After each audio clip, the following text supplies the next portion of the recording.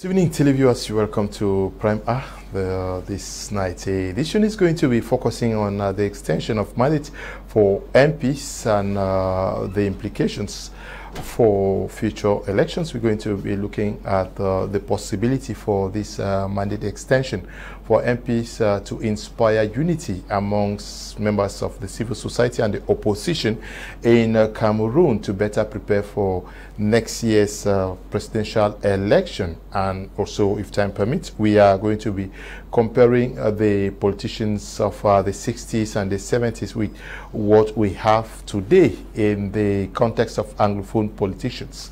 Who are better? Do we have better Anglophone politicians today compared with what obtained in the days of the Munas, the Fonchers, and the Endelis? So these two topics are going to comprise discussions for today. We are going to be looking at this topic with panelists. Dr. Apostle Ambe Valentine just sent a message that he is in the hospital with a child. We hope he goes home and joins us in the course of this program. But Dr. Micheal Ndimancho is in the studio with me. Good evening. We're glad to have you. Thank you so much, Mr. Leo. It's a pleasure to be here once again and to be able to converse on this very, very important topic that's touching on the life of the political life of Cameroon. And you know, the heat is rising and people, no one should stay indifferent.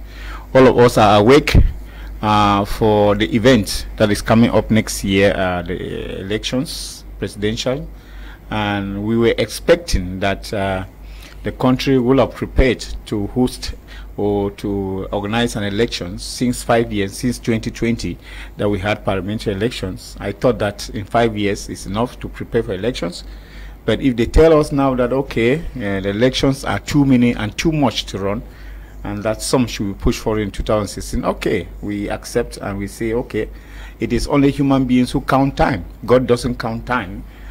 People think that 1 year is too long, and a twinkle of an eye will be in 2026. And therefore, I ask Cameroonians not to sit on their laurels to think that 1 year extension is too long or too far to prepare. And therefore, it is an opportunity too for the opposition parties to rise up again and to fine-tune, cut their teeth and dot their I's in preparation for these historic election years that are coming forth as from next year. And as a civil society leader, and I'm calling on every Cameroonian without distinction who is in the age of voting, to register and have their voters card ready. Even they say that elections are tomorrow, please let us be ready to vote and to be able to choose our leaders for ourselves. Because when you stay nonchalant or indifferent in the face of change, where change is supposed to take place, and it goes wayward, or it goes in a way that we didn't expect, know that you have contributed because you refuse to make that change.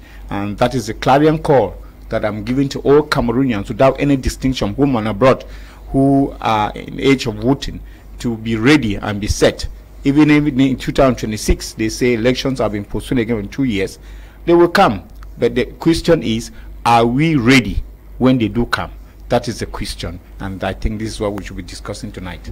Okay. We also in the company of Kedia Robert Malanfe, who is a militant of the CPDM party. Good evening. Glad to have you. It's a pleasure to be here. Greetings to Mr. Brian and to the entire family of my media Prime for giving us this opportunity to always come here and express our views on what is happening in our nation. Special greetings to all Cameroonians, especially those across the 13 villages of Ngokotunja, from Bamising in Ndop right up to Babisi and up to Balikumbat. It's a pleasure for me to be here as we are about to analyze important issues that will build a foundation maybe for the Third Republic, as many people are saying. It's a pleasure to be among this discussion. Okay. We also are waiting the arrival into the studio of Donald Ngatang. We believe that he's caught in traffic and that he beats traffic to join us, and also hoping that Dr. Apostle Ambe Valentine joins us. But now, Dr. Ndimancho, We know that Parliament has voted a bill, adopted a bill for the extension of the mandate of our MPs, which implies that probably elections are going to hold, presidential elections are going to hold next year, and then municipal and parliamentary are going to hold in 2026. And what should the opposition and the civil society make of this decision as taken by the representatives of the population from the respective constituencies as in the name of MPs? Yes, Mr. Leo, there are a lot of issues into it that we, the civil society, we are beginning to question. Because in our thinking, the parliamentary and council elections were supposed to come first. That is the way we made our planning. That this election was supposed to come first. And if they came first, it would have given an opportunity to those opposition parties, of course, who are utterly waxing strong and whom we see in the field, who are working very hard, and who do not qualify. Qualify means that what? They do not have even councillors, or they are not represented in National Assembly to be able to make their name and be able to get in for the presidential election history. But as it stands, the CPDM-run government is always there to play its game, and they play their cards so well. And it is a disgrace. It's a disgrace to one way to democracy in Cameroon, because why in other countries in the US people take pleasure in organizing, debates that actually cause for attention and cause for an overwhelming attention of the population or citizens to get interested in the electoral process. In Cameroon, they are rather sending people to the dark, to not to be informed, not to be aware of what is happening, because we would have loved that they should leave it open. And if the parliamentary and municipal elections came first before the presidential, we'll have actually seen candidates that we have, noticed in the field, like the MRC and all the other candidates who will have it very difficult if, as the presidential election is due to come first. I think that, secondly, in 5 years, Cameroon is not able to prepare for the municipal and parliamentary elections. It is a shame in one way. They keep on talking about the budget. And I'm asking myself, how much budget do they need for elections, when we know that in Cameroon, a single minister embezzles about 50 billion. And in Cameroon, they don't embezzle small sum of money. They embezzle only huge sums of money. And they say that it is this information is supposed to be authenticated by the court. Yeah, well, that is true. And my problem here is that at least the parliaments have mainly known that it is costly to run 3 elections in 1 year. And I'm asking, it is clear that there's embezzlement in Cameroon. I don't even need any authentication to know that there's the COVID get that one a lot of money, the can get that one a lot of money. There are a lot of issues. Many people who have embezzled money. That is a fact, because we can pinpoint them, some who are in prison, and we only hear about the huge amount of money that they have been accused of. And we say that for 5 years, since 2020 that we had elections in Cameroon, we are not able to prepare to have 3 elections in Cameroon in 2025. And it is worrisome. The third point that I want to point now is, I say, okay, it has happened. Now it is a fact already that the municipal and legislative elections have been pushed to 2026.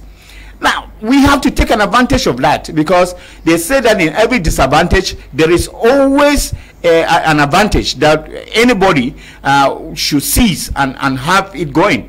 And pushing an election to 2026, I think that the parties that are supposed to run and that have not been able to fine-tune, and I want to talk about fine-tuning, I'm referring first to a coalition that we're supposed to have with the political parties, that they are supposed to be much more together.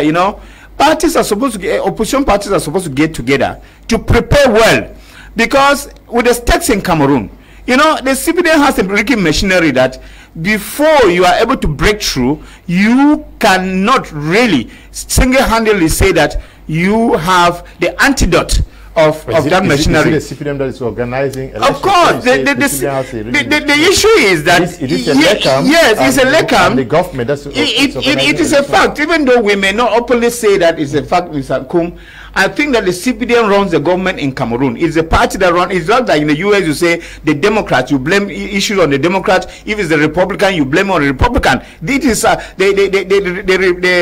Democrats are running the state in the US now, and the Democrats is likening Cameroon to the CPDM, and therefore anything that goes wrong, that we find that is not running well in the government in Cameroon, we blame it on the CPDM run government. That is a fact, and we are saying that it takes a real challenge, a real preparation from the opposition parties.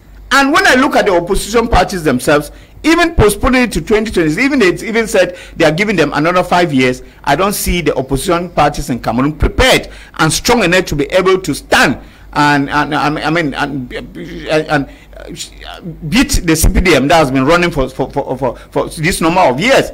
And therefore, I think that 2026 is a year and a half perhaps ahead, and that we have been decrying that you cannot prepare or feed their fowls at the eve of the market.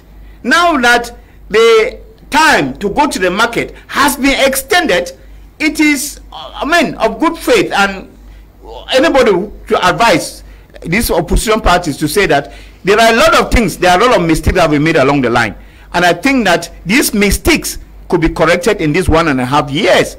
It is not easy to get through in Cameroon with this present status quo, whereby when a party, an opposition party, wants to rise up and be, be a match for the party in power, you find them issuing them letters of summons to appear in gendarmeries and appear in courts and all of those things. So I think that in this kind of a system dispensation, the only way in which the parties can go is to go together. Because if they really want to go far and reach, they need to get together. But I see a lot of opposition parties who want to go fast. We want to go fast, you go alone. But in Cameroon, you cannot really go fast because the routes are very bad, and even the political routes, the political route is really truncated, and we think that you cannot go alone. So the best thing for political parties, opposition parties, to do is to come in a synergy, to concert their action, and be able to break through this wall that has been built by the CPDM run government that we are decrying. Because if Cameroon is where it is today, I must say it is not, there's no bias about anything. When you stay too long in power, when you stay too long somewhere you know that your results are not going to be worthwhile after some time. And I usually say that you cannot think that you are there and for this number of years, and Cameroonians are complaining the way they are complaining. We are not moving anywhere. There is a stalemate. Nothing is moving. Prices of goods are skyrocketing. Fuel prices are up. There are no routes, and a lot of things are happening. And I think that the opposition parties, they need to rise up. Okay. Kedia Malangfe, we're glad to have you once again on the platform after a very long time. This decision to prolong the mandate, so many persons are asking the reason, because he also raised, can Cameroon today really say we are postponing elections and we are prolonging the mandate of MPs because we do not have enough resources, human, financial resources? That is what the government presented to the parliamentarian, and the truth is that parliamentarians voted, and I'm still to wait for a political party that will come and tell me that their parliamentarian that is at the National Assembly did not vote this law. Even when I saw people, social society, civil society, they are complaining, talking. But the issue is that all political parties at the Assembly voted and accepted that their mandate should be extended, meaning that they are comfortable with that. And to go further, this is not even the first time In 2004 it was extended, 2011 it was extended, 2018 it was extended. So any politician should be able to know the system and how it functions. It is also, let me just even go direct. You have a political party, when many people come up to say it is being extended to target MRC, and they are complaining, this said political party. But I remember when they had a parliamentarian at the assembly and it was extended, they did not complain.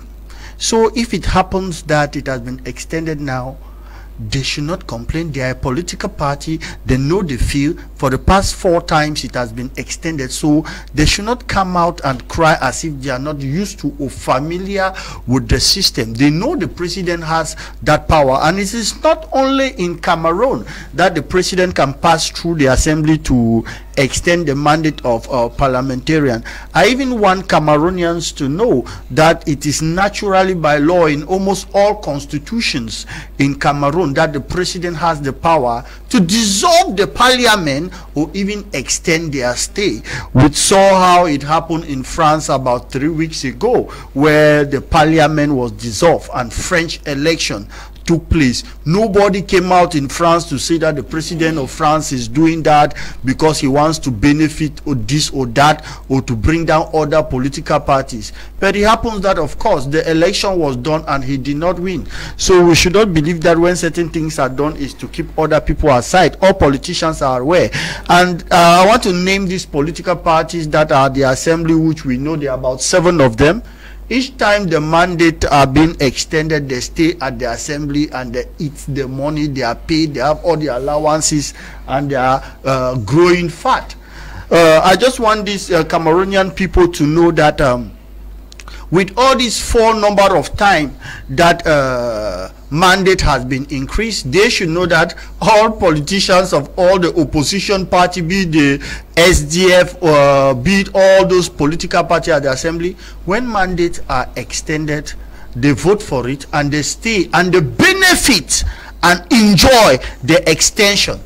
And now if people want to criticize that it was extended because the CPDM have an agenda, I tell you, my dear Cameroonians, you people are wrong, because all the oppositions at the assembly voted this law. I'm still waiting for a political party at the assembly that will come out and say they did not vote this law. So if they voted it and it was extended, then it was the decision of the people and not the decision of the head of state only, or the decision of the CPDM parliamentarians, but the decision of the representative of the Cameroonian people at the assembly. Yeah, but we saw at the National Assembly itself, the chairman of the Social Democratic Front decry that this decision was wrong. I'm not sure he voted for that.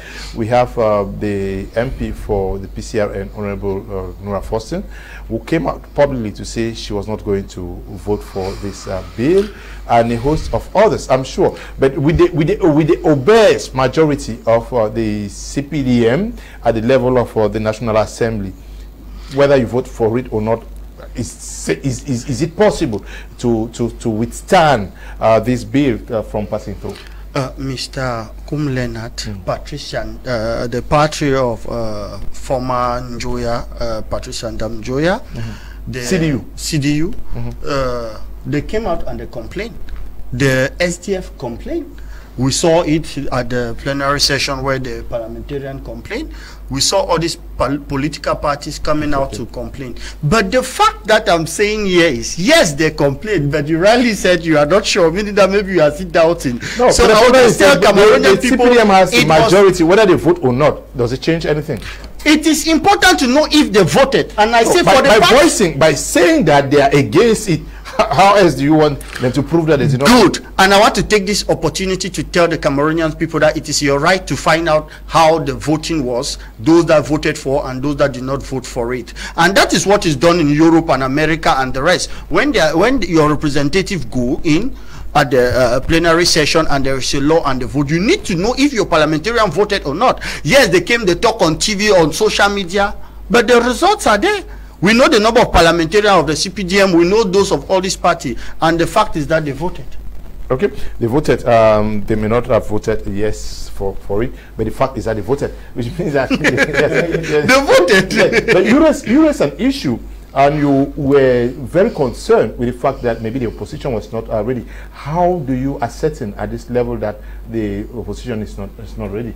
Okay. The facts are clear. In Cameroon, we are living in an election. I can already say this is an election period, and unlike what was done in the past, now you don't see any steam, no fanfare, no pomp anywhere that shows that the opposition is actually ready for anything. Elections are coming next year. Of course, the campaign has not started, but there is an indirect campaign that usually happens. Yes, if you do not know, since the CPDM is only concentrating on time of campaign to protect or to show for. Yes, I do. Okay. But what I'm saying is that there is campaign that takes place in between the elections. Even though it's not active, it is passive. There's campaign that takes place. And what is that campaign that takes place which is passive? Is that there is that meet the people tour, there is that, anxiety of politicians to be able to come out and talk about issues that concerns the citizens, that concerns the nation. When we have issues like price hikes, we have to see politicians come out and talk. This you don't know is campaign, but it's passive campaign. If you have citizens suffering in one way disaster, we find politicians, they come out and they are able to bring solace to the people. I want to give you an example. When there was a fire outbreak at the Bamenda main market, there is Joshua Osi who went and condoled with we would have expected at least all the political. We have about 300 indirect campaign that you don't know. You think you just go there as a philanthropist? He's not just a philanthropist. He didn't go there as as Joshua Osi. He went there as a chairman of the Social Democratic Front, and we would have expected that we have about 300 and I don't know whether it's 68 or what's parties in Cameroon. Then you have an event like that, something that happened. And to the people who are supposed to be your electorate, the people you depend on tomorrow to vote for you, and you have an issue who happens to them like that, and you just sit and then you are watching, and then what are you expecting? You will expect all these parties to flock in, show their sympathy to these people, give them what they can give. And that is usually why we say that in Cameroon, I don't even know how parties are formed, and I keep on blaming. I don't want to pronounce it here, but I say that there is an invisible manipulation. There is an invisible hand in the formation of parties in Cameroon. I don't doubt whether parties which are formed in Cameroon are really ready to take power in Cameroon, or are ready to govern this country. Because I don't blame them for one thing, is that most people who form parties come because they think that politics will give them money. So you find poor people who own political parties. And that is why when a crisis like this happens, they cannot show up because they don't know what they can give to the people.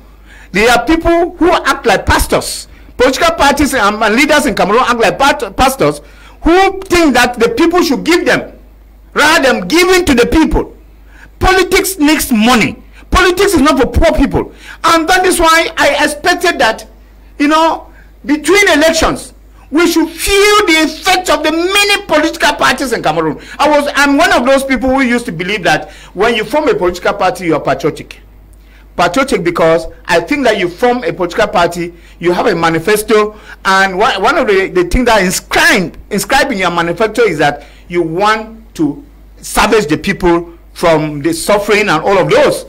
And therefore, if you want to bring out the people from the suffering that they are going through, then you should be able to attain to the suffering or when the disaster happens. And when you are not able to do this, then we begin to ask ourselves that, why did you form a political party? So you think that the only thing you can do or you are looking up to is attitude. And that is where it is wrong.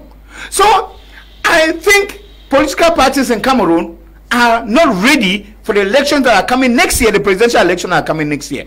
Because when you get into the quarters, we, the civil society, we are doing a lot of vox pops and we listen to the people. Would you imagine that at this point in time, about 90% of the people we meet are asking us to propose to them who we think should be the candidates of the opposition party? Of course, it's not our duty. we educate them and we leave them to choose. But we find Cameroonians who are really at a crossroads. They do not know who they think can salvage them. But one thing is for sure, that they are discouraged with the civilian-run government in Cameroon. But then, they are not sure whether they should leave, run from floods, or and then they find themselves, I don't know, where. So I think that political parties need to rise up as they have a little bit of time left. Let them rise up to their calling. Okay. Someone wrote somewhere that if all political parties are put in place to take over power, it's high time our opposition stop fighting each other and concentrate on a common enemy. Though it's not good. I'm a peace journalist, so I think we should look at people as partners, or I don't know. An enemy. Yeah. That's great. Yeah, we are all living witnesses of the untold damages that Yeah, but the person thinks that this is also an opportunity for the opposition to solidify their bond, given that the roadmap is already given, the die is cast. We already know our fate. We have to come together. Good evening, Donald, and welcome. Mr. Leo, thank you. I just want to say that it's good to make it clear that to Cameroonians that the postponement of elections is quite founded in the 1996 Constitution, amended in 2008. It gives room for that. And it also says that if elections are to be postponed, then the laws outline must be followed. I think that the bill was tabled and it was voted. So to begin with. So also I feel particularly that the elections had to be postponed if actually the opposition has to come together to form one force to maybe outsmart the CPDM. So I just think that postponing the election instead favors the opposition than even the CPDM ruling party. That's what I feel. Yeah. Yes, but it favors the opposition.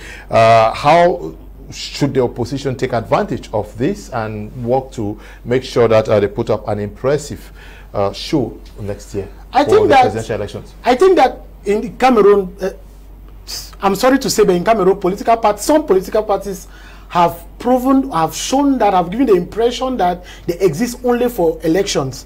You want to start thinking about maybe what's their policy, what is their impact in the community, what is the engagement of maybe the citizens. If you have all this, then you understand that as opposition party, opposition party really needs to work in order to maybe come together and fight against the CPDM if actually they are working for Cameroon and not for particular agendas. So, but how do you say they are there not to take power, or they are not into politics? No, I am saying that we should not see political parties only during election time. Political parties should live with the citizens. What have they not done within this period that you expected them to? Mr. Leo, I don't think that if you ask young people, maybe in Moliko or in Douala, what the political strategy or policy of the CRM is or SDF, they will tell you. They don't know. There's no voter education. Young people don't even know what's going on. They don't even know. Yeah, but is it not because they are not also interested? No. Are you blaming the political parties? Because the political parties may also have expected these guys to get interested to know their policies, because whether they like it or not, it is the municipal councillors that are going to decide their fate at the municipal level. We have the regional guys at the regional level. We have the President of the Republic. We have the MPs at the level of the constituencies. But for the post of the president, everybody votes. Yes, but but I'm saying the majority of the people who are even to vote for these political parties don't know anything about the political parties. Why are you not interested in knowing and taking part in deciding who becomes your municipal councillor, your MP, and your president? Should you be told that it is your civic duty to engage in knowing what is supposed to be done? Mr. Leo, that's why there's voter education. And voter education is not just a notional assent. It's actually a real assent. That means the people of your municipality actually feel you as a political party. Forget about what we read in books or what we hear on the beautiful speeches that maybe political parties come and make bets, do people actually feel them in the community? Yeah, but if you let's look at the level of the education, particular education. You are a member of Cameroon's civil society, as well as Dr. Ndimancho. How much political education have you guys engaged in to get Cameroonians interested and knowing what these guys have to offer?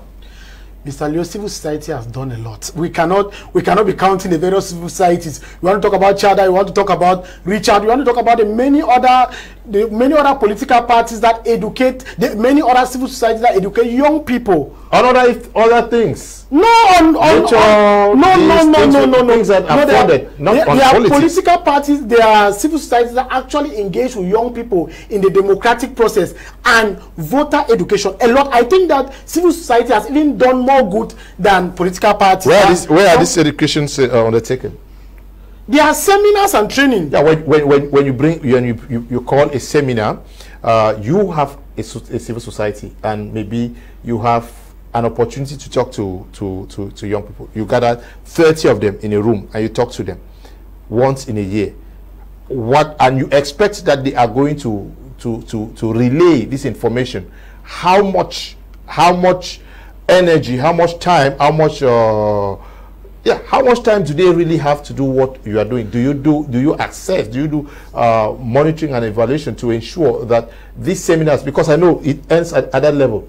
No, Mr. Leo, there's a lot of work. There's first of all we call pass it on to the community. When my organization, when you work with 30, 100 people, are you sure that they are going to pass on that information? Not 30. We are talking about 200, 300 persons. Yes. We actually have 200, 300 persons trained maybe for 1 week, and they go on having trainings at their local community, because you cannot train everybody. I'm talking about even UN agencies have been involved in training young people on participating in democratic process and voter engagement. So when they train you, you go back to your community and train other young people, and it does not end there. Are these things working? It's working, and even if it was working, everybody should be knowledgeable.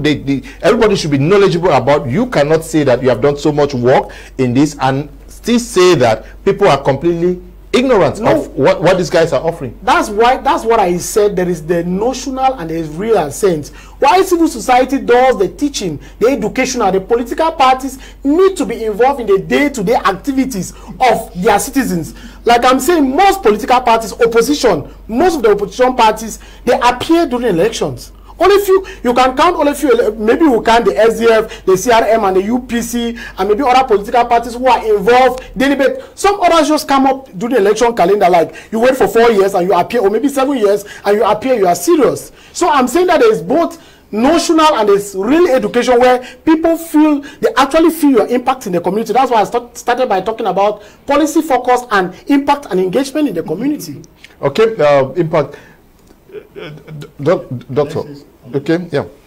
All right, I understand what you are asking, Mr. Kum. The question is, are the people educated? Do they know it? If yes, why are they not participating in the voting? Yeah. That is the question. Now, the truth is, Cameroonians are educated. Our level of education is high. The Cameroonian people, they know. You don't need to go and tell them that go and register and vote. They know they have to vote.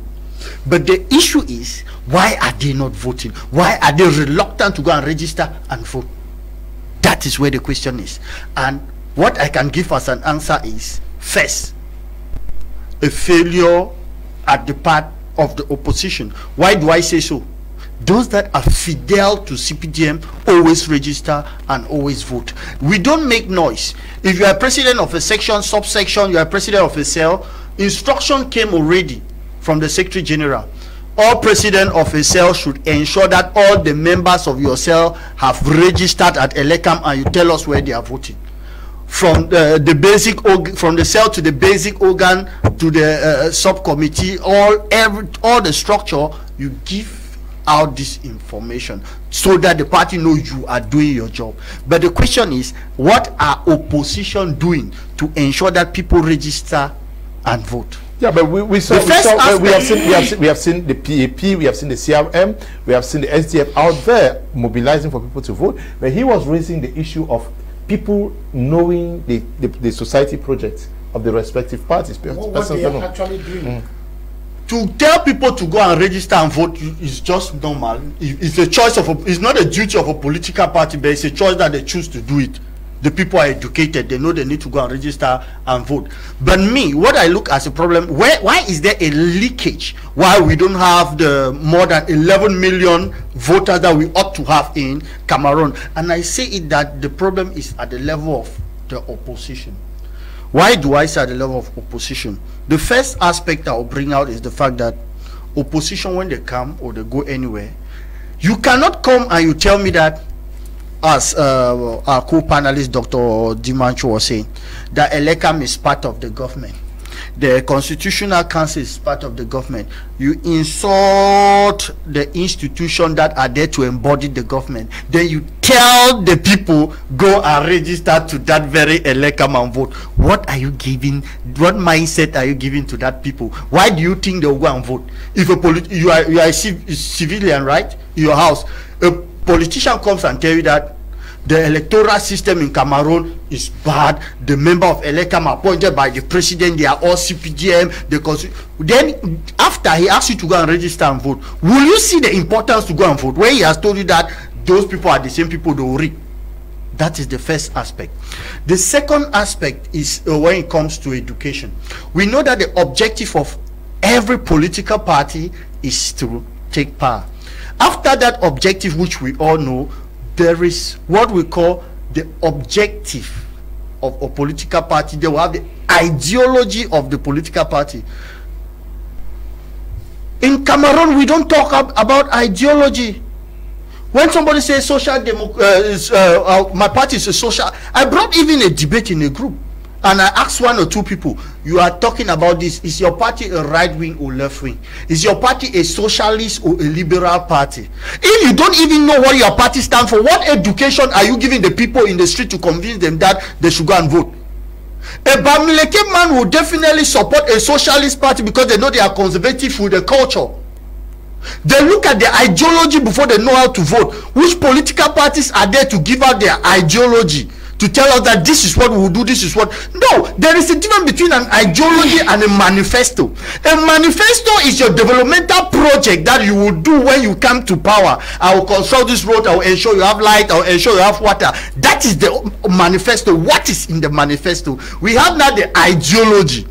If you say you are going in for election, you should have an ideology. We know if you are liberal or conservative. Somebody that is that hates homosexual will definitely favor somebody that is a socialist that will ensure that that does not happen. Somebody that loves his culture will definitely follow this person. Somebody that wants this type of things to happen will follow a liberal person because he knows that you are open. So the people are educated. They need to know, one, your manifesto, your ideology, before knowing your own objective, which is to take power. But many political parties, they don't even understand their manifesto. They don't even know where their party belongs, if it is a right wing or left wing, socialist or liberal. They just go and say, vote for us. When we go there, we'll give you people water, we'll give you people this. That is not what the Cameroonian people want to hear. They want to hear more. You should be more convincing. It's not about a coalition. When you go and meet the people and you sell, you brand yourself to them, they will support you. That's why I say that at now it's only CPGM that is doing it. I'm not saying it because I'm there, but because I'm seeing what they are doing. When you say it's only CPGM, what is the ideology of the CPGM? It's a liberal party. Communal liberalism. Yes, explain it to the good. Come on, man. When we talk about communal liberalism here, is an additional aspect, be it in the economy, where the states give a little bit of power to the economic sector to be able to do things in the other way. When we talk about liberal system, we talk about the fact that when people are in a community, they should give chance to other people that have other ideologies to also come in. That's liberal. Like for instance, if you go, it's just an example, you go to the West region where you see the Bamileke people, they are very conservative. You let them understand that that's your culture is very good, but you need to accept also a Bamileke person, a Bamenda person, a Basa person, a Bulu person. You liberate their system. You make them to accept other people to live with them. Those are some of the education that we need to give people. If you are talking about living together is liberalism, where you accept different people and their own culture and the way they do things. That's in a liberal system. In a socialist system, they are conservative. That no, is all we want is our culture. Ibamilekima will say, I want only my culture. Buluma will say, I want only my culture. So those are the aspects that I believe that if people go ahead educating people, that when I come to power, if I'm a conservative, we'll never talk about homosexuality. It will never happen. We will not accept old people to get married to girls of 10 years. We will promote girls' education, because it's a liberal that will promote girl education. A conservative know that, no, girl children, they are meant to get married at the age of 16 years so that they should not get pregnant in their house, give birth to children, and I suffer to maintain. So people have ideology that you need to sell out. That what will I do with regard to this? If boys are smoking drugs, what are the things that I will do? And the reason why I will do it is not for you just to come and say, this system is bad, we don't want this system, we will do this, the government have failed. No, I believe that political parties should go back to ideologies and be able to sell their manifesto. I still say it again, Mr. Kum Leonard. If all political parties that people talk about, even the opposition, they come together, they will still not do anything, because one person in an opposition can move the people if he brings out what he can sell. But if all of you gather, as I see people talking, you gather, but if you don't have an ideology to sell, if you don't know how to sell your product, you will not have the supporters. So I am calling on opposition to stop that aspect of insulting Elekam, insulting all state institutions. Then you still ask the very people to go and register at Elekam and vote for you. What ideology are you giving them? You have told them that Elekam is crook, it belongs to CPDM. Then you are still telling them again they should go and register there that you want to win. What are you selling? So the opposition needs to sit up and brand themselves, bring out their manifesto, bring out their ideology. When it convinces the Cameroonian people, they will support them. But if they don't have it, they will not have the support of the people. And that is where I say that the CPDM, I'm not here to do campaign, as my co-panelist was talking about campaign in what way, but I know in Cameroon by law, there is when they do campaign and there's when you don't do campaign. So okay, now it's very clear that the elections will not hold. Municipal and parliamentary elections are not holding next year. We already know that from what obtains, we know what the electoral law provides for. What should we be doing now as opposition and civil society? Mr. Liu, thanks so much. It's a good question, but before I come, please just give me a second to be able to respond to Kedia. Mm-hmm. He made mention of the fact that people condemn the electoral system, they condemn the institutions, and then they still ask people to go and register with those institutions. I want to respond blatantly to Mr. Kedia that it is because Cameroonians, they love peace. They are peace-loving. This is a response. Because if you do not go for elections, then there is something else you are preparing for, which is not an option in Cameroon. That is why, at least after all, they condemn, they still tell the people, we are going for peace. And that's why they still tell you to go to the devil that they know.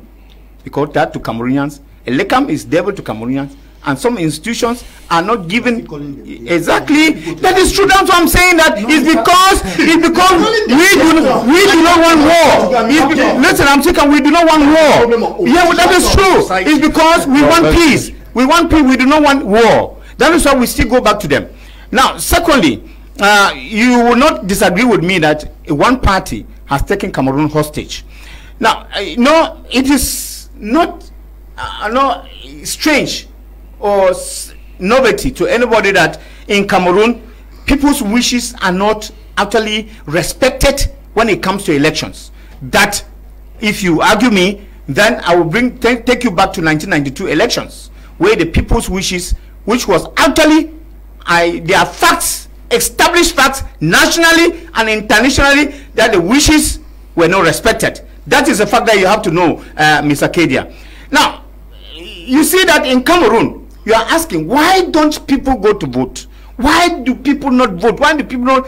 It is because people have known, they know the result already that is going to happen there after voting. That is clear.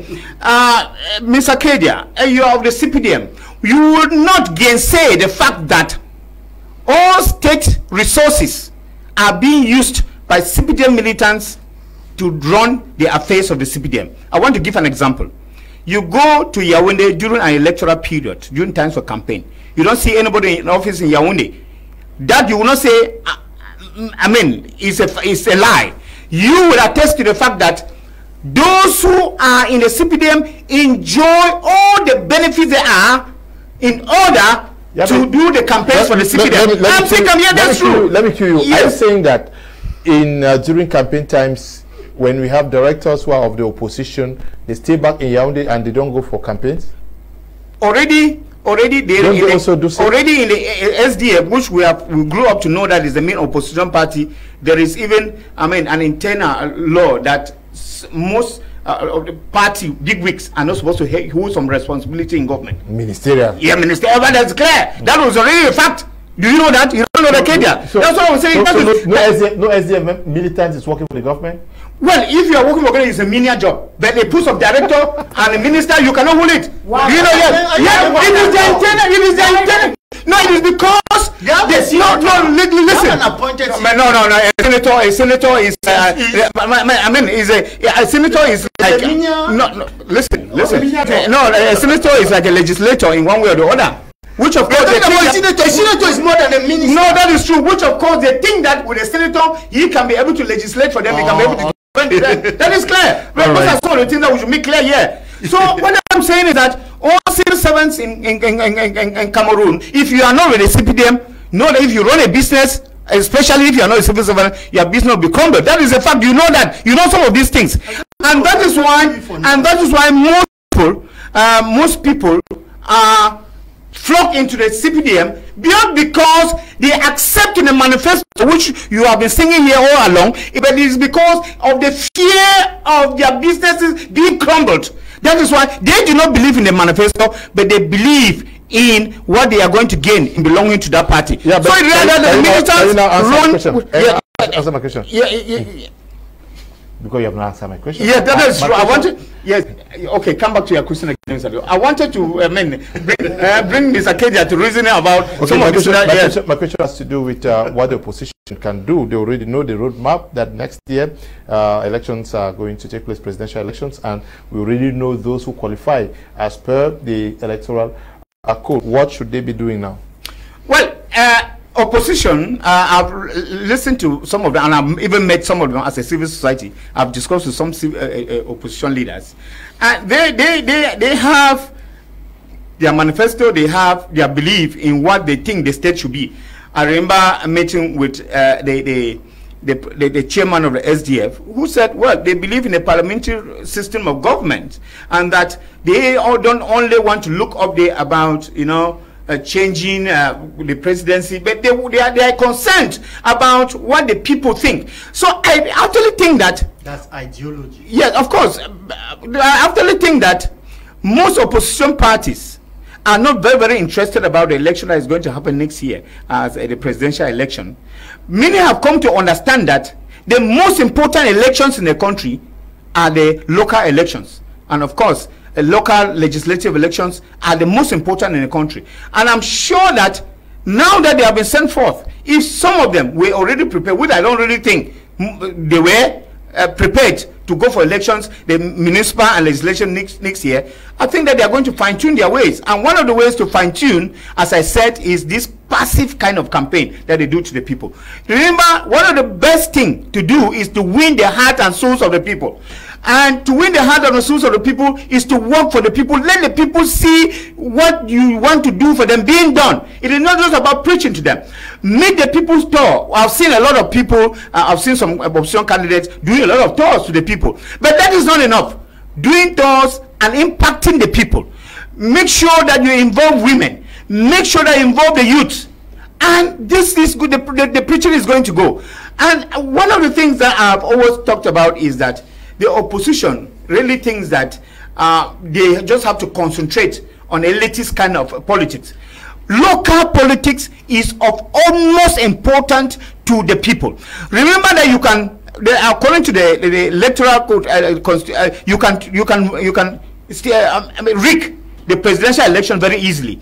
But the local council elections and municipal legislative election, it is very difficult to rig, because they are the people who are in control of those elections. And therefore, every opposition, I have often said, let them come to a synergy and say, seeing in Cameroon, we know a lot of issue about tribalism. It's a fact, Cameroon is run by tribalism. And that most of these opposition parties, they run their parties based on their tribal leanings, whereby you have the SDF that has the Northwest and Southwest, which is supposed to. That is what happens even before the war started, that the SDF has is real fief. Its real base was the Northwest and Southwest. Let the SDF have a stronghold of that Northwest and Southwest. Let the PCRN have a stronghold of the littoral, run by Kabal Libi. Let the CDU have a stronghold of the Fumban and the Nun division. Let the UNDP have a stronghold in the north. Of course, already I heard some agitation in the north where people are already rising up to say that this CPDN wrong government has been with them for almost 42 years and they are putting a stop to it during this period in time. I just hope that they are going to match their words with action, because this is the way it starts. If people have started being aware of some of these things, it means that there is sensitization and education is actually going through, because I've seen that all flush all over social media, where the north, you remember that if you want to win the presidential election in Cameroon, you must win first the north, the northern regions. And therefore, if this is starting in the northern region, then we think that that education is reaching the crooks and crannies. So I think that is what the position to do. When you feel that you must have already had the stronghold, you have won over the people where you have your base, now you can now think about coming together in synergy with other opposition parties, because there's even the issue about coming together coalition. And I usually ask, what are you bringing to the table? It is not about you, a political party, coming for a coalition. It is about you asking yourself, what are you bringing to the table in this coalition? And what you can bring to the table is only when you have a stronghold, when you have won over your people, when your constituency, you have it on your finger palms, and then you can say, okay, I'm coming to this coalition because I have my people, on my palms. And you too will say, I have my people on my palms, because the strongest weapon of any political party is the electorate. You cannot think, even if you have money, without the electorate, cannot do anything. You must first of all win the souls. You must first of all win the minds, the heart of the people. And to win the souls, hearts, and minds of the people, you must be able to develop. You must be able to be sensitive to the plight of the people. Being sensitive to the plight of the people means that what? You are having a soft spot. I call it Achilles heel for the things that touch on the people. Food, transportation, basic commodities, water, electricity, and all of those. You must be able to talk out about these things, because if you don't talk out when these people are suffering about this thing, because remember, the opposition, I see Kenya is surprised that the opposition can even be able to talk and the people have light or have water. The eye of the government is the opposition, and therefore when the opposition talks, the government is supposed to listen. But my focus is my focus is what strategies should the opposition and civil society today put in place to be able to... I have just answered, and I've said the strategy is that to win the hearts and minds of the people, let them be able to be passive. Do passive campaigns. As single parties, or they come together? But first of all, before you come together, you must have worked hard and won the hearts and minds of the people by thinking about the plight of the people. Do we have that time to do all what you're saying? The issue is, Rome was not built on one day, and that's why I say if you had 5 days to prepare, years to prepare, you should have already been doing the passive campaign. That's why I talk about passive campaign, and Kedia didn't understand what I mean by passive campaign. You think Kedia did not understand? There's one thing I can tell sorry. Okay, Mr. Leo, you want to respond to him, because I have my question is on strategy. Yeah. What is the strategy of the civil society and the opposition as we speak, given that we already know that elections are coming? For example, I think that before we talk about strategy, opposition should try to pick out the good things from the ruling party. For example, yes, CPDM is succeeding because they have their strong strategy. When you talk about Mr. Leo, how many political parties in Cameroon are that organized? If you talk about organization, then you must learn from the CPDM. There's the central bureau going down even to the most local of communities. Then political parties should also learn from that. It's a doctor. It's a good strategy. It's a good strategy, Mr. Leo. So they should learn from CPDM about structure. There is one chairman in the CPDM, and they have their party leadership.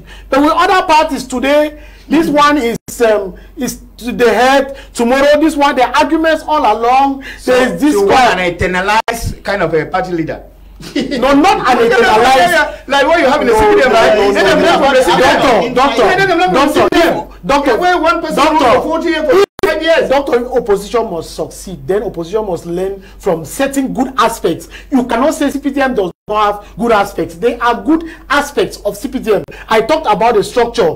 There is campaign messaging. CPDM has one campaign message that lives from the top to the bottom. With other opposition parties, somebody sits in Fiango and says something else. Somebody sits in Yaoundé. Talk about you mentioned presence. CPDM is presence. You get about CPDM women.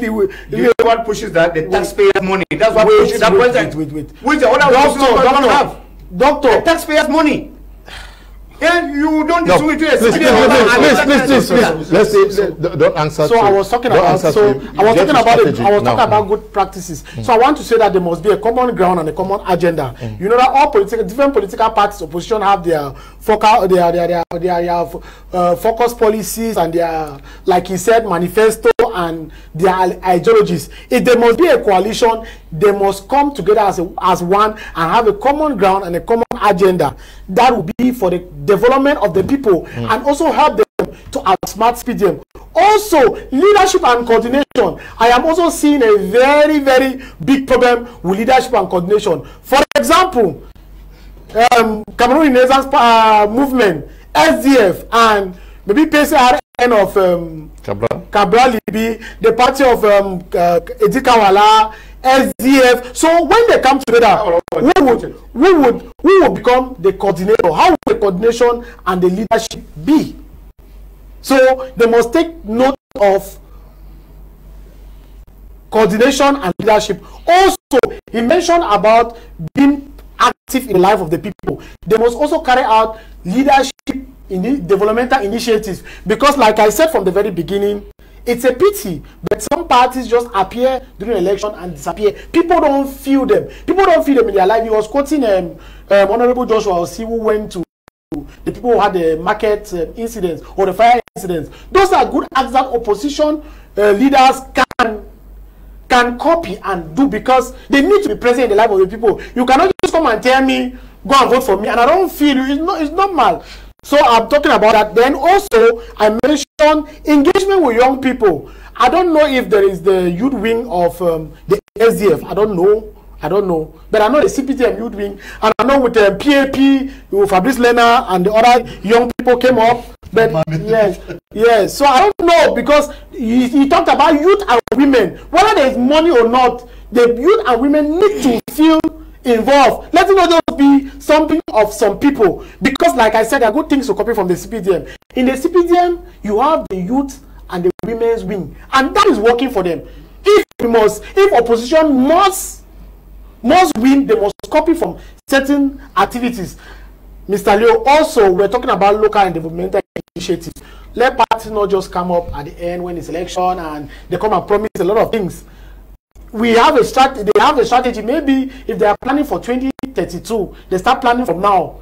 You not just wait at 2031. You come and start talking to people and asking them. So these are some of the points that I think that some of the strategies for the opposition, I think they can come together. They must have a common ground and a common agenda, leadership and coordination, local developmental initiatives, and they must participate in legislative elections. Because remember, the legislative side, I think that it was a blow for the CRM not to participate in the 2020 legislative elections, because that's where laws are promulgated and that's where you can advocate for your people and advocate for your political party. So they must participate in the legislative and elections. So they must also participate. We're going to take this excerpt from from Prophet Chris Veusi, who also has this to say with respect to our discussion on tonight's edition of Prime Hour.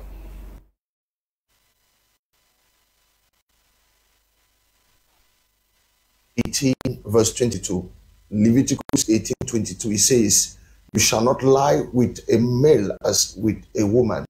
It is an abomination." It is likewise, it is vice versa. You will not lie with a woman. That is not the except we are expecting from him, an error there. Okay. Yeah, you were itchy to come to some. Yep. You see, I always say that when you want to learn politics, come to CPDM, you will learn politics. At time when you are in CPDM, you look at the opposition, you cry. Now your question is, okay, fine, the decision is clear, presidential election is next year. What should they do? The first thing I think they should do, and that's the only advice I will give them now, because I don't have to educate them, unless they pay me, then I will educate them. By now, they should know how many polling stations they will have during the presidential election. And by now, they should already know those that will represent them in the polling station and educate them.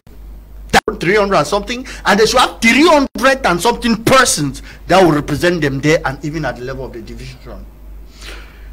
For the past presidential elections that have happened in this country, you people like you verify, there is no political party except CPDM that is represented in all polling stations where they vote. All. Even the MSC that after presidential election, they started talking. They were not even in all the polling stations in Cameroon. I mean, all like in all the subdivisions, villages, they were not there. By now, you should strategize. Not crying to people that protect our vote while you vote. No, you have representative there. That's the only advice I can give to them. Any other one, they can come and see me as a consultant. I will tell them. Okay, they'll come and see you as a consultant. Okay. Tiku Felix from Boya says, greetings, Mr. Leo. Our major issue is the opposition's inability to convince its members to know that when they register massively and vote, they will change the tide. They have been unable to erase the rigging mentality from their militants. People are lukewarm because they believe they are registering and voting won't cancel rigging like in the past. Besides, who are they going to vote after registering? Besides, who are they going to vote after registering is another big question. We can't also waive the issue of greed. Some opposition leaders are looking for openings to even join ally with the CPDM at the detriment of their militants. Any party that is dictatorial like the CPDM can't be as organized as they want because they put stumbling blocks on any of the positive moves of major opposition parties. That's the major strategy. Good evening to you, Tiku Felix, writing there. Good evening, Mr. Liu, and to all your panelists. I think the opposition party has always failed to understand the concept of unity is strength, but Cameroonians should not demand too much from a political party as if they are NGOs of philanthropic organizations. Let's all get registered and vote for change rather than looking for a perfect candidate, which is utopic. Paul Numbuma, writing from Yaoundé. This one says, okay, it's not easy to form a legitimate political party. It has a lot of financial demands. The opposition parties are not the ruling party. Let's choose one and give it a trial. Okay. Mark Claude, writing from Douala, says, Mr. Liu, truth be told, the CPDM has a well-organized strategy for their campaigning. I believe this contributes a lot to their success. The young man in black is correct. A coin has two sides. We should congratulate someone when we see something good. Son of Man is writing from Douala. Good evening to you. Uchiba Nelson, we should be watching from the United States, says, even if opposition have strategies and structures, the government doesn't allow them to meet the people and implement. Recently, they banned MRC to inaugurate water supply in the north. Good evening to you guys.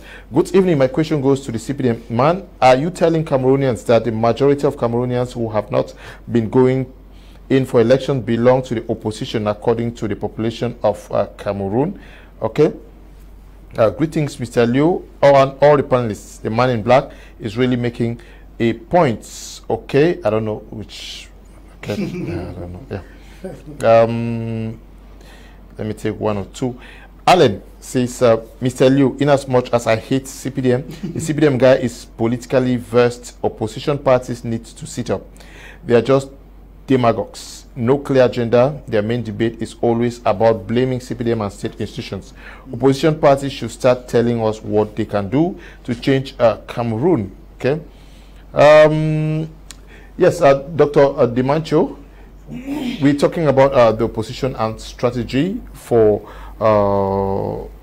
taking the ruling party out of power, possibly next year. How should they approach one another? Because there is this issue of positioning. This one says, okay, I have this militants. This one says, I want this position. How do we measure the strength of each other to arrive at a consensus, and how soon should that be so that we mobilize to prepare for the elections? Shakespeare, in his celebrated play, The School for Scandals, wrote, for two egos to play at a level playing ground, one of them must die. Death, according to Shakespeare, is not actually physical death, but that one person must humble himself. And when we talk about humility, some people think that humility is cowardice. Humility is not cowardice. I wrote somewhere the other day and said, it is out of great worth, respect, recognition, civilization, gentlemanliness, if, and I was making reference to two heavyweight political parties in Cameroon, and I was talking particularly to the SDF and the CRM, and I said to who care to listen that if one person, and that one person I was referring to was the SDF, could extend a hand of fellowship to the CRM, they are going to do a lot of things. I remember there is someone from the SDF who told me they may do, but the other party will not receive. I said, but when you want to exercise an act of humility and love, you care less about how the other person will react.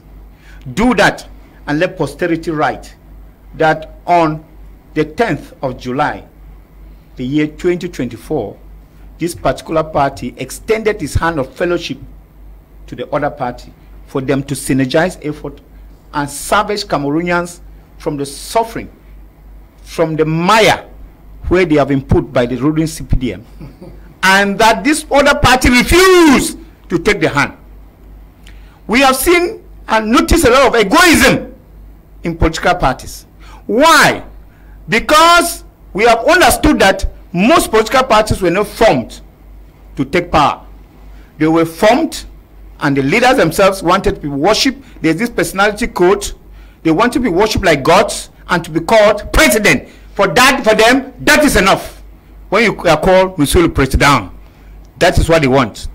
And that is why during elections, you find them amalgamating, coming together to say hello to the king of Etudi, that we are G1 and G25 and G50 as they will have this time around. So the best thing, well, the advice I can give to the opposition, we have at least some 2 or 3 main opposition parties in Cameroon that we can think about. That is that let them put down their ego. Except they didn't form those parties for the good of the people. If they form those parties for their own good, because we have even understood that political parties use their parties to lobby and get contracts. That is a clear fact. They use their parties to lobby government and get contracts. And that is why at one moment when you hear them make noise, they make noise, they make noise, and then you find that that noise just goes down and dies down. It is when they have been fed. And there's an adage in Cameroon which says that a mouth that eats does not talk.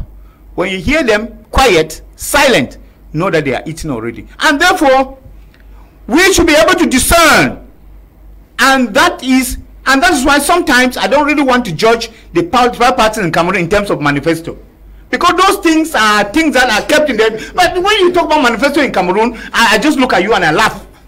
It is not in those olden days where you have an African who was even voted in the French Parliament from Senegal, Sédar Senghor, because of a manifesto. It is in Cameroon you talk about a manifesto that you have not even seen any political party, even the CPDM we are talking about. If you even ask Mr. Kedia here what their manifesto is and what they have been doing because of that manifesto, you not tell you. So they have the Cameroon. You see, in Cameroon there is what I'm saying that democracy avancée. This is the way they used to. This is the way they use. This is the way they used to engulf us.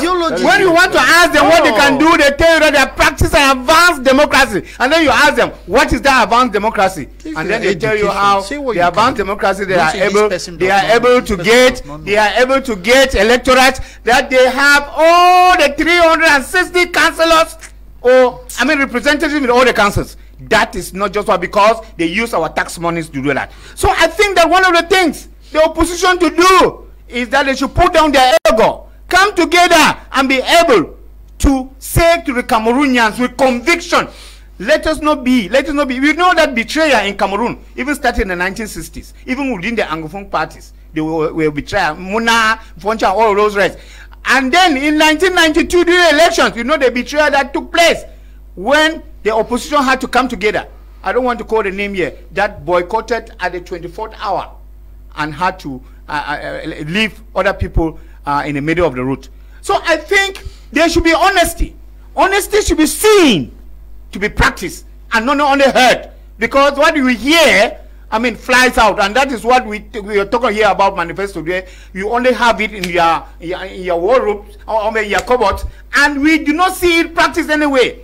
Because those who have manifesto acts, especially in between the elections, and that's what I call the passive campaign. That is when manifesto has a role to play. Manifesto does not have a role to play during elections.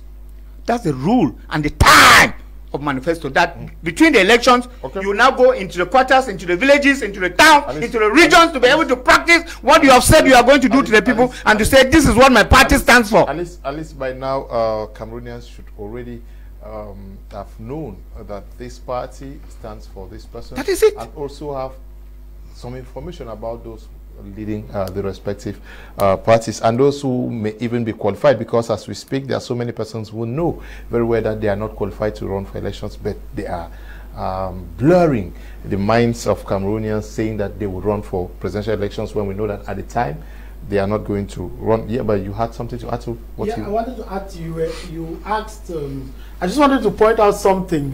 Doctor has said a lot of good things, but I just want to point out the mistake we've been doing. Maybe some civil society and some media persons, when you give the impression the ballot can no longer work in Cameroon, then you expect the people to believe in you, because with what he paints CPTMDs, that it seems as though there's no use for the ballot, there's no use for elections in Cameroon. I think that that's the major problem. When you have civil society as it is painting that elections cannot work, everything is so bad. I think that ministers to take their things in their hand and know that this is the situation. We tell them as it is. No, doctor.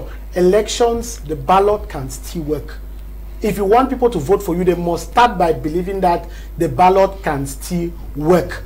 People have become parliamentarians, or people have got to office where they were not able to, where the rule was contrary to them. For example, they are talking about CPDM is only of the old, this and that, that and this. Let me quote to Kedia, for example, Mr. Kedia in Boya, the parliamentarian is a young man, 39 years of age. He became a parliamentarian at 35 years.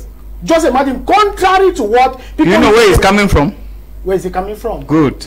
Even the mayor of Where is he coming from? Where is he coming from? This is the thing that we teach Cameroonians, that merit does not exist in Cameroon. No corruption. It's wrong. It's wrong. The intelligent people are out there jobless. Intelligent people are out there jobless.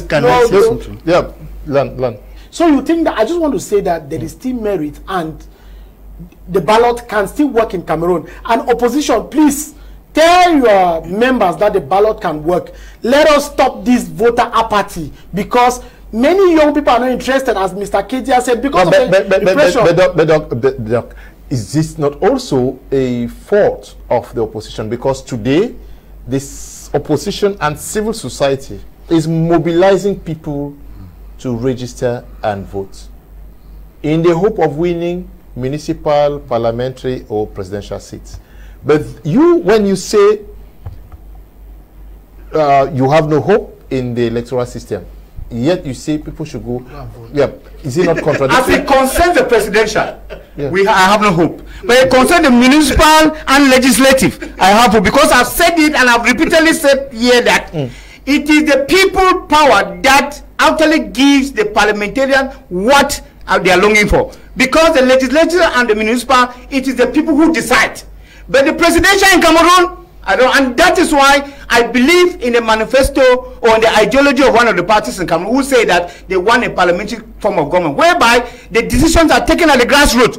And because if they get wind, if they get wind of the parliament and the municipals, they will be able to change the face of the presidential. That is clear. So doctor, you believe that elections in Cameroon... No, please, I'm the one asking the question. No, I want to get to from what you are saying. So your civil society is telling people don't register for presidential election because you have no hope. We have not said people should not. They have always registered. That is clear. Because we believe that when you go down there, what are you telling people? We are telling people register and vote. But then, because I've said it at the beginning of this program, that is because we want peace. Because when you don't tell people to register and vote, what then are you telling them? To take up arms? That is not an option. So we tell them to register and vote. That at one moment in time, because we are not counting time now, a time will come that may happen. But for now, we cannot say with certitude that your vote will be counted, and that is a fact. Why? And it is a fact. Why? It is a fact that in Cameroon, I think that voter apathy is one of the things that plays to the CPDM. CPDM always tells their members vote, but when you have civil society and political parties telling their members, in your village, some of the CPDM militants do vote. A lot. In fact, almost the only people who vote are CPDM, because when you get the other members not to go and vote, CPDM will go and vote. I think so. Okay. Right. His village is Honorable Walan is MP. My MP is a CPDM. First of all, after telling opposition that they should have representative in their polling station, the next aspect I always ask myself is that we have SDF. We have PCRN, we have MRC. None of this political party has ever gone to meet the major opposition political party in Cameroon to negotiate with them. None of them. Yes, the major political party in Cameroon is UNDP of Bello Buba Magari. After CPDM, they had the highest majority of elected officials. Yes, they are an ally of the CPDM. But why does this other opposition think that they cannot go and meet your allies, the ally of the other person, to negotiate? It's politics. At times I ask myself that their leaders, do they think? They don't. If I am here, you are there, you are my opponent. And you are your ally. If I think I can negotiate and get your ally, I will do it. But they don't think about that. The most populated, you're talking about geopopulation in Cameroon. We know where we have majority of the Cameroonian. We know the most populated region in Cameroon. How many of them go to the extreme north and the north region to ensure that they are there? That's where the numbers are. You may have the entire littoral vote for you, but the extreme north vote for one person. It changes everything. Why do they not study the geopopulation of Cameroon to know how to do politics? Why do you think that as an opposition you cannot go and negotiate with the ally of your enemy and bring him to your camp? At times I ask myself that this opposition, I don't know what their technical advisors are giving them. That's why I earlier said, if they need a technical advisor, they should come and meet me. I'll sell them. I'll educate them. Maybe you needed a because what you just said. Let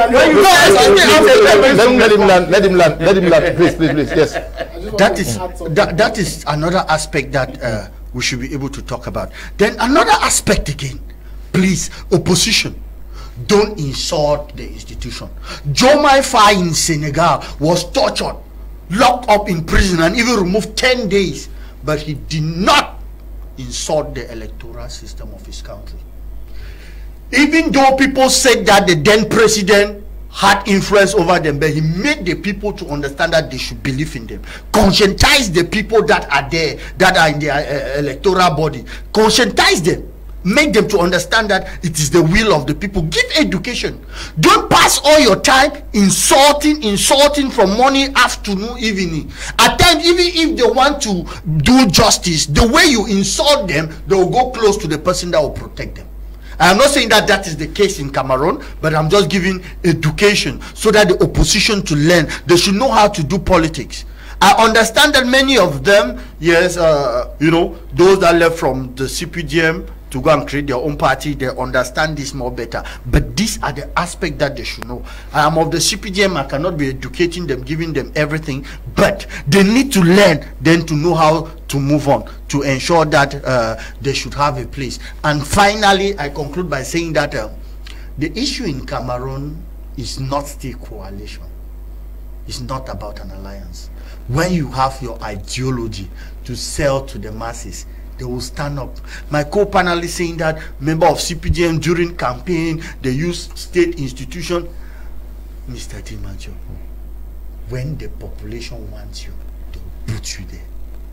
Whether you use state cars, military, whatsoever. When the people, if the people of Cameroon, they say today that Dr. Ndimancho, you will be the president, you will be. And as for now, I say it, the people are with President Paul Biya. And when the time will reach, when the people will not be d'accord with President Paul Biya will not be there. That's just what I know.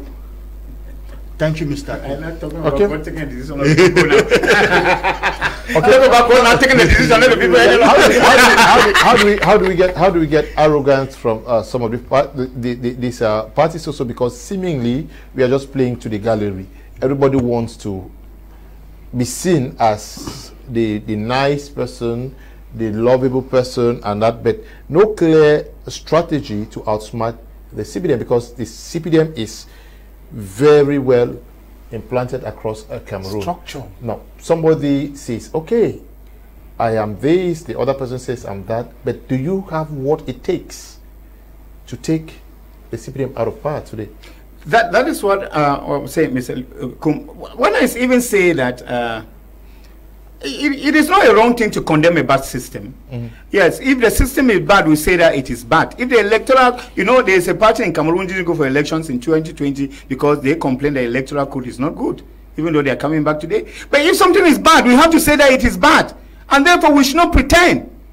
And that if we say the elections have been rigged in Cameroon, we should say it in loud voice. Who cares to hear yes that the elections are being rigged in Cameroon? And therefore, when you say that it is, you are creating awareness, it's a sign of conscientization. You are letting the people know that, be ready even for that. That if you don't get too disappointed that tomorrow your votes are not respected. Now, you talked about people who want to, they are playing to a gallery. I know there are a lot of l'enfant chéris when it comes to political parties in Cameroon. People who think that they have to be considered because they dress well, or because they have a lot of money, or they have this, or they have that. I think that is not what matters to the electorate.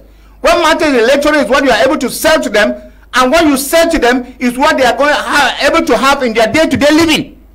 That is what the people look at. This is what the people believe in. This is what the people buy. And Mr. Kida talked about the Senegal, the Nsungkikang and the rest. I mean, these are young people that people so hoping. I mean, if today Kedia decided to be a leader of the CPDM, why would I not support him? I will support him. Why not? It's because I think that change is that constant thing. Because change is something that must happen. There is no successful person without a successor. I usually say this in Cameroon. That people who think that, yeah, this is our God-given, this is our Almighty, this is our eternal. No, this is what we condemn. That each and every person has a potential. And that you cannot think that you are the only person who can offer and who has, you are the Alpha and the Omega, you are all-knowing, you are omniscient, you are ubiquitous in Cameroon. From the beginning to the end, you are the only one. No, this is what we condemn.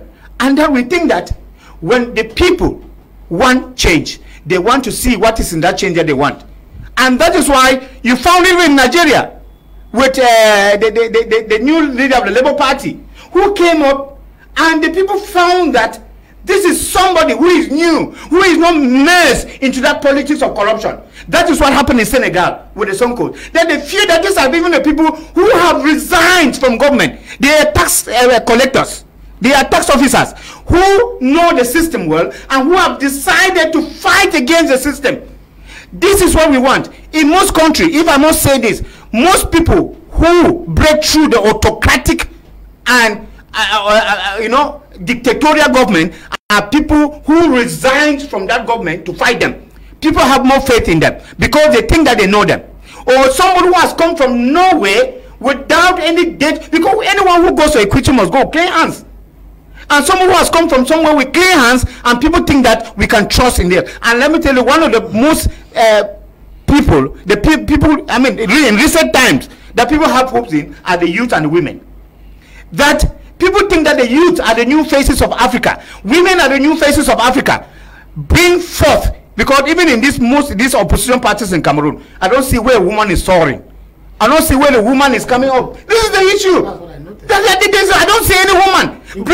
I'm telling you, bring a woman in the opposition parties in Cameroon, and she will neutralize all this ego that the opposition parties they have in Cameroon, and people will trust her more. Bring a very young person.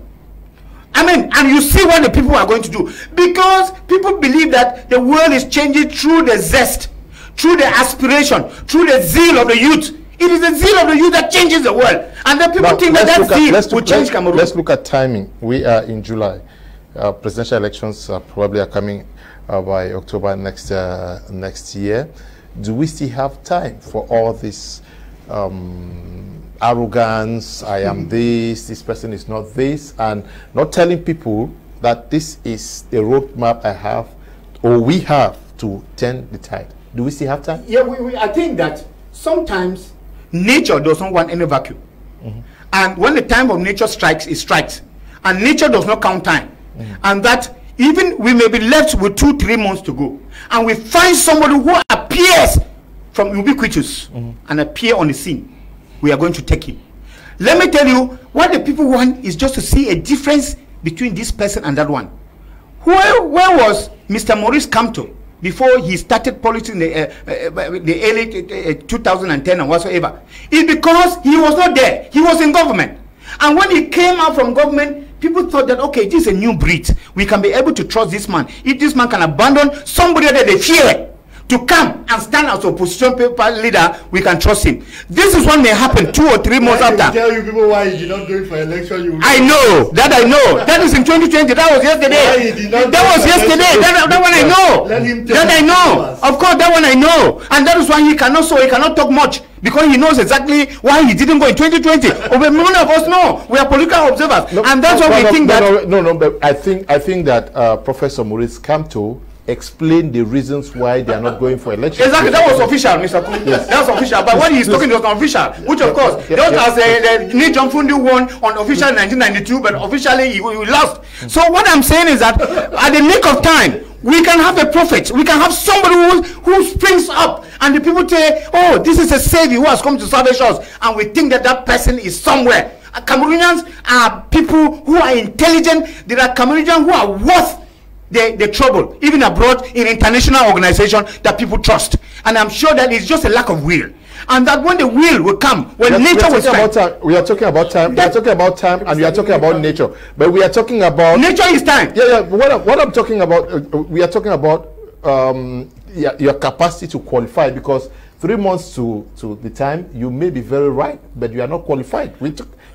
That's why we are asking for flexibility. That opposition party, if someone can come, the bill is already there. The electoral code is already there. Yes, that's what I'm saying. If someone comes and I run a party, and I know that this party is to help Cameroonians, and somebody comes and say, Dr. Ndimancho, please give me a pass. Won't I give if I'm working for Cameroonians? This is what we are looking for. This is what we are looking for. It's not for you to come and start forming a party. We have about more than 350 political parties in Cameroon who don't even ever think of going for elections in Cameroon. And if you truly, these parties are formed for Cameroon, why will you refuse if you find someone who is fit and it comes and tells you, yeah, but the electoral code says such a party should have elected officials, eh? Well, but we don't have that in Cameroon, do we? We don't. So, yeah. so they must have councillors, or must have a parliamentarian assembly. So we are talking about opposition. So you are asking what should be done. Let's begin by the leaders thinking Cameroon first. When you think Cameroon first, you can come together. And if I have a political party, let's say B, and I know that I don't qualify, and I want to form a coalition, let me take Mr. Kedia's party, who is C, and take the leader of Mr. Kedia's party to be the leader of the opposition if I cannot qualify. Because if I really want Cameroon first, I think that maybe this party should come. You notice something, maybe they're just thinking about personal gains. That's why we don't have coalition. Because if it's really about Cameroon, opposition party can come together and propose a candidate who fits all the criteria according to the electoral code. That's what we talk about, having a common ground and having the leadership and the coordination. With that, I think that if you say maybe Maurice Kamto, Joshua C, Cabral Libi, like they can come together and say, okay, this one will go for presidency, this one will be at the Senate, this one will be at the National Assembly, this one will be a prime minister. I think that that's something that could go, Mr. Leo. Can I step in something? You see, the problem we have with our leaders not being able to come together is the issue of tribalism. If, for instance, it's just an example, please, so that I should not be quoted for this issue of tribalism or hate speech or whatsoever. You see somebody like Cabral Libi, he feels that if he joins Maurice and support Maurice Kamto, the Basa people will say he has betrayed them to support Ebamileke and vice versa. And what can we do to stop this issue of tribalism? Is then selling of ideology so that people should take the best ideology. Because when you say what you can do, because the problem we have with opposition is that they spend majority of the opportunity they are given by media houses to insult the government and the CPDM rather than selling what they can give to the people. They pass their time insulting. So I think that they should, if they want the Cameroonian people to look above tribalism, is instead of them to sell what they have, because that's when Basama will say, Bamilikema is saying that I can do this, and he wants to be happy. He'll forget about tribalism and go to what you are able to offer. Now, about this other analysis of, okay, we have regional party or tribalistic party, that this man is controlling the West, this one is controlling Basa, this one is controlling the extreme North. All these things have once been done. If Ndimancho Micheal went where he was, it's because there was an alliance and he was second opposition. And the next presidential election, they told him that, okay, fine, we support you last time. This time, let us support the man, Damjoya. He refused. And that's where the alliance system got crushed. We also have this aspect of, okay, you will be parliamentarian, you will be senator. That's what you are saying, right? And that's what Maurice Kamto had with the mayor guy, I think, from Penja. From Penja, that guy. Jube Penja. He was an alliance with him. The guy knew that during municipal and legislative elections, okay, he will be in Jube Penja and MLC will not deposit their fight to go in for election there because it's already there, is their alliance. But he was shocked that during compilation of documents, MLC were compiling there. He was frustrated. So many of these opposition are being personal gains. They are the ones that have the problem.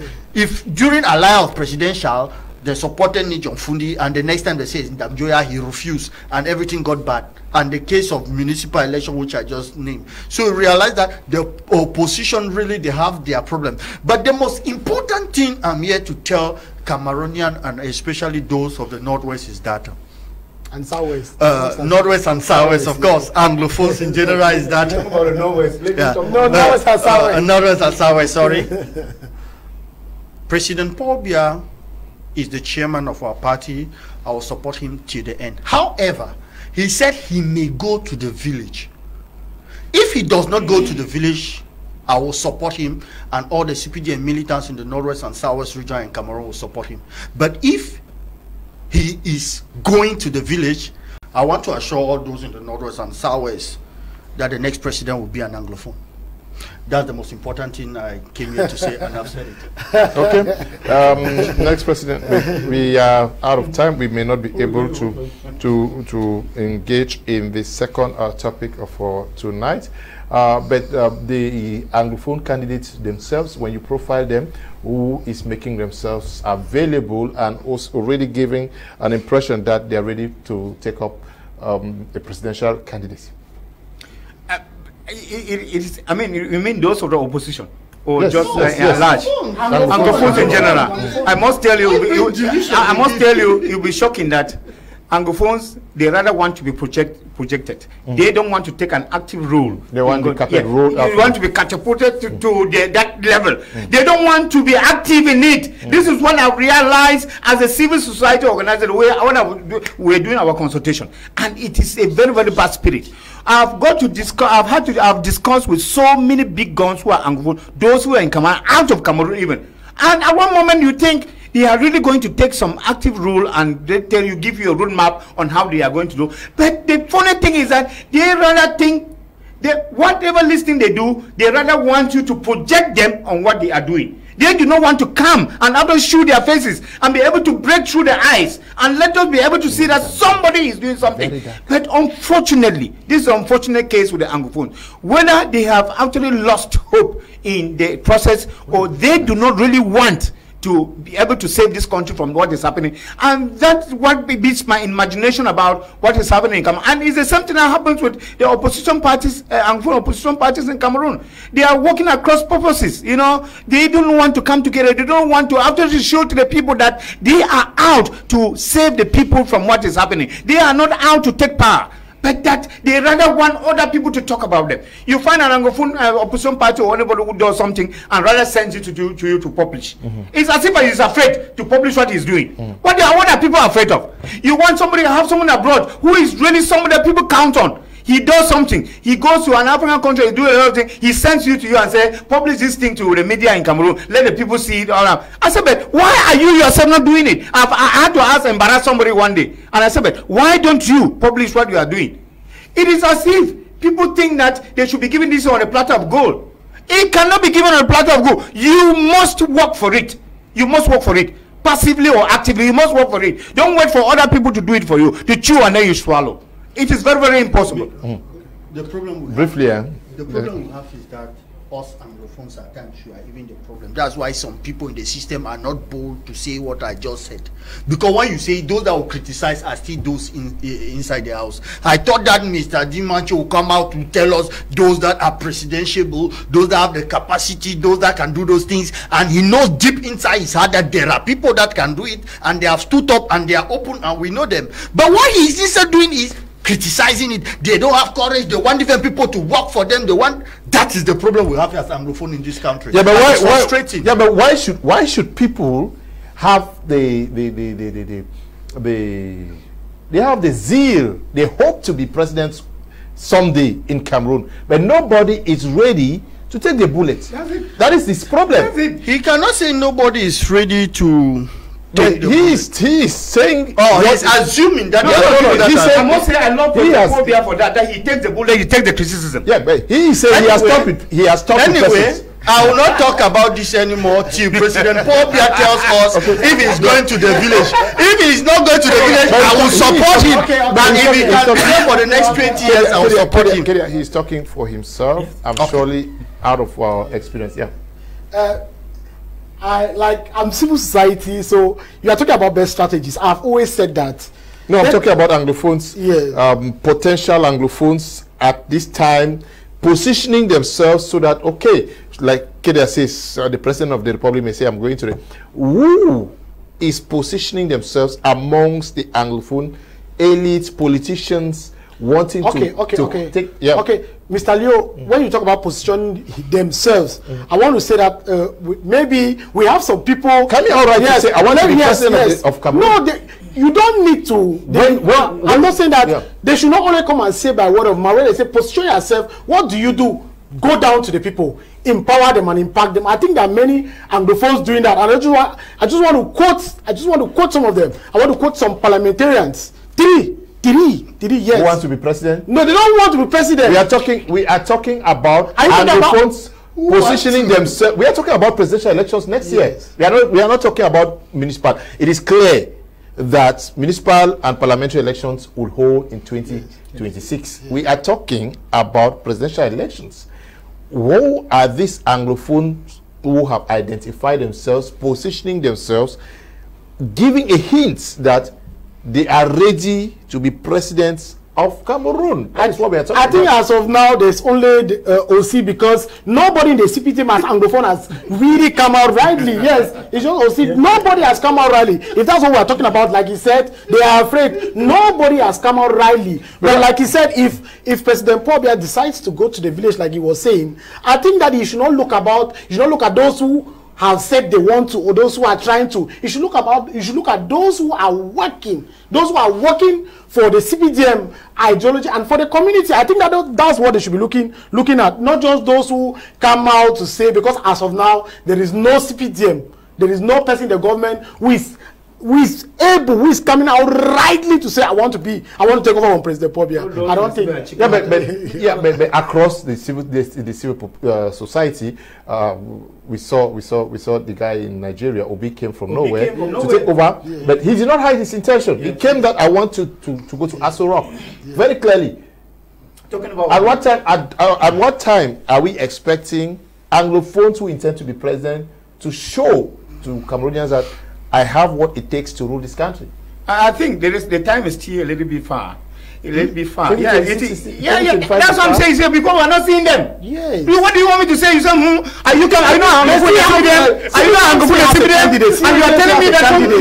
Paul Biya has to go to the village before we come? I have not said that. So what I'm saying that we have not seen Anglophones who have properly shown that, especially from the civil society, well, openly show. I talked with somebody and he said election is money. Until he sees the money on the ground, he cannot go in. But who is supposed to bring the money? You are supposed to show interest, and then the people will see whether they will contribute for that. So I think that we are across the board in the Angolan civil society. There is really some dormancy, and people are numb, people are quiet, people are sleeping. It's as if they think that savior is going to come from somewhere else.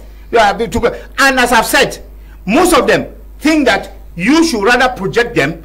But I say in election, in presidential election, this is not done. You must do things actively, because election is not just about northwest and southwest. Election is about the 10 regions of Cameroon, where you have to go to the littoral, to the east, to the west, to the north, to the extreme north, and all of those places to be able to show your face. Don't only sit and write things on social media or be able to talk on TV. Talking on TV is one important thing, which of course we cannot ignore that. But meeting the people face to face and talking to them and saying that I am your presidential, I'm the one, I want to take power, and this is what I'm going to do to you tomorrow. This is very important, that people think that it's far-fetched. It is not. You see, even Obi today is already preparing for the election in the next 4 years, because anything, even Kraidai, I see Obi there.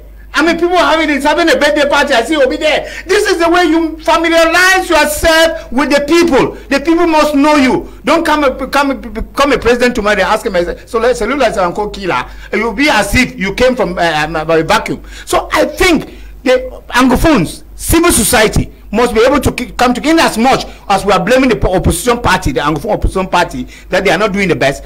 And Mr. Kedia talked about criticism. I think that criticism is part of the beauty that makes of the Anglophones, that you criticize. And when you criticize, it's not derogatory. When you criticize, it's for somebody to actually sit up. This is what happened, because I've heard about we ran a vox pop about a possible Anglophones in the civil society. Some names were called, but imagine that Anglophones went to genealogy and said the father was like that, this one was like that, the father was. This is the beauty of the Anglophones.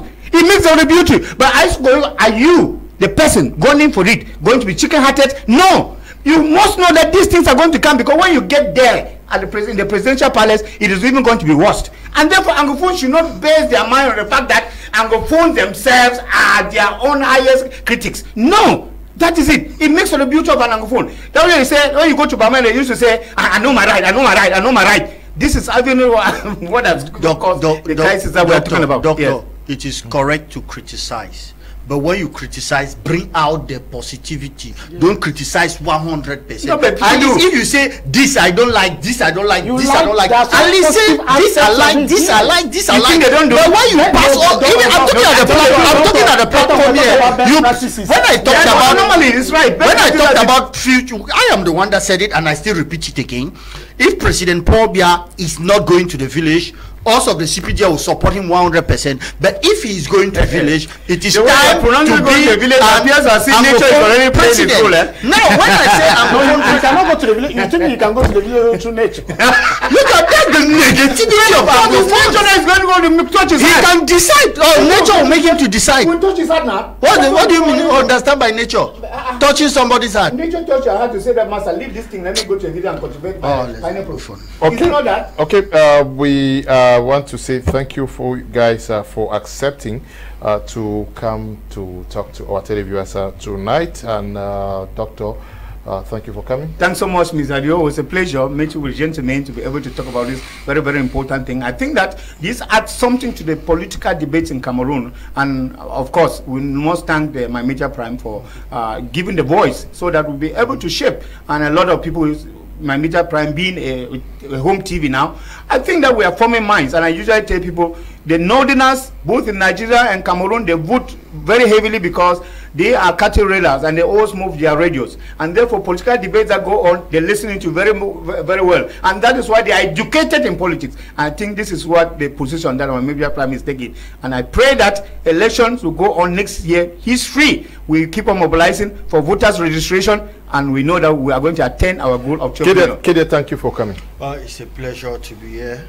I take this opportunity to greet Honorable Ngala Gerard and to appreciate him for the good work he is doing. You know, when you are able to put people in the right place where they can butter the bread of their family is something that I appreciate. And most importantly, I take this second opportunity to greet Minister Paul Atanganji, the right man that is at the right place and doing at the right thing at this time in our country where people think that they can take power through violence. But Minister Atanganji is there. When you look at what he's doing, you just believe that he was conceived to come and do what he's doing now. And I take this opportunity to greet him. Also greet Prof. Boyemo now. Okay, Professor Boyemo. Oh, there are many of them. If I greet Professor Boyemo, Honorable Jingu Musa, Senator Kazan Bofu, there are many of them. Greet the SDO from Gokutunja tonight. Oh, okay, Funko Anderson, of course, my cousin. I greet him for a good job he's doing. Okay, Mr. Leo, I just wish to thank you and the entire BT Media team, particularly my Media Prime and Prime R, because when we are talking about democratic process, education, voter education, like what the media is doing is what is actually encouraged. Also, like we're saying, some of the best practices, I want to come back to that. I'm not supporting the CPTM, but I look around and what they are doing. They are present everywhere, in the far north, in the northwest, in the southwest. I just wish to commend some young parliamentarians who are doing work. Honorable Ngala Gerard in Cambe, Honorable Walang Richard in Menchum constituency, and of course Honorable Malumba Esembe is a young man, 39 years of age, and he's doing a lot of his work with the taxi drivers, his education campaign in Tole and all the rest. And I also heard that they are coming up with the Malumba Esembe Nawiwi sports tournament, trying to promote social cohesion and vivre Sam. I hear they are trying to use football and sports to promote voter education, to get young people, both opposition and CPDM, to be able to register for elections. And I just want to encourage all young people that we need to be interested. If we want to influence policy in Cameroon, we need to be interested in democracy. We need to be interested in elections. Okay, so we want to thank the production team, Elin and Desmond, and to you all who took time off to watch this edition of the program. Stay blessed. Bye-bye.